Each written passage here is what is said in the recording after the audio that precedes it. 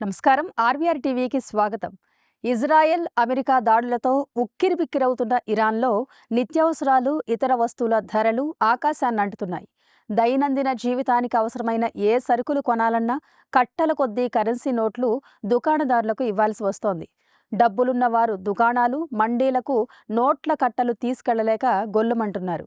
ఈ నేపథ్యంలో ప్రతి చిన్న కొనుగోలుకు వందలాది కరెన్సీ నోట్లు తీసుకెళ్లే ఇక్కట్ల నుంచి తప్పించడానికి ఇరాన్ ప్రభుత్వం ఏకంగా ₹1,00,00,000 కరెన్సీ నోట్లను విడుదల చేసింది. మన దేశంలో ₹1,00,00,000 అంటే ఏకంగా లారీల కొద్దీ సరుకులు, సామానులు కొనుక్కోగలం. కానీ గత కొన్నేళ్లుగా యుద్ధాలు, సంఘర్షణలకు నిలయమైన ఇరాన్లో ₹1,00,000 పెట్టినా మనిషికి సరిపడా సరుకులు కొనలేని స్థాయిలో ధరలు మండుతున్నాయి. ఒక వంక చిన్న కరెన్సీ నోట్లను ముద్రించలేక ప్రభుత్వం లబోదిబామంటుంటే, సంచుల నిండా కరెన్సీ నోట్లు తీసుకుని షాపులోకి వెళితే సంచి నిండుగానైనా సరుకులు రాని దయనీయమైన పరిస్థితి ఇరానీయులను వేధిస్తోంది. ఈ నేపథ్యంలో అటు జనం సమస్యలను తీర్చేందుకు, ఇటు కరెన్సీ ముద్రణ ఖర్చులను ఆదా చేసుకునేందుకు ఇరాన్ ప్రభుత్వం ₹1,00,00,000 నోట్లను ముద్రిస్తోంది.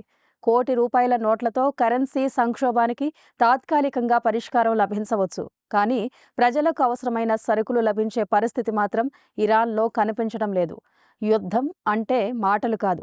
ఇరాన్లో దారుణమైన పరిస్థితులను చూడగలిగితే యుద్ధం ఎలాంటి అనర్థాలను తెచ్చిపెడుతుందో అవగతమవుతుంది. ఇలాంటి కరెంట్ అప్డేట్స్ కోసం చూస్తూనే ఉండండి మా ఆర్బీఆర్ టీవీ. లైక్ చేయండి, షేర్ చేయండి, సబ్స్క్రైబ్ చేయండి.